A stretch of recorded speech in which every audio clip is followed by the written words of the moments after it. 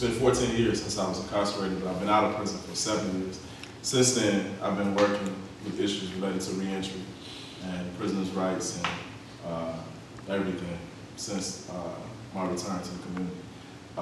There's a lot of things that I think that people in the community who work in organizations and who are independently active in this regards that they don't see. And that's some of the things that I would like to discuss tonight. And also a little bit about what we do at MUMS. Myself and Josh will elaborate a little bit more about that. But I'm opening the floor for questions about my personal situation tonight, which I'm a little cold and the fire is not out of me yet, so your questions will bring it out of me.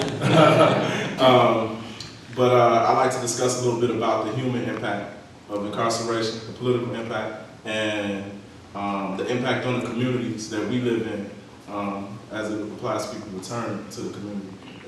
It's got to be remembered that everybody in prison at some point or another is going to get out, and they're coming back to your community. So, as we say in MUMS, today's prisoner, tomorrow's neighbor. So that's just a warning and a message. I think I look at it as a warning and a message to people in the community who are, who disregard this issue, or those who take it lightly, because there are a lot of people in prison that I was cellmates with, next door to me, the tier above me, that I would not want to live next door to out here in society. It's just the truth. It's the truth.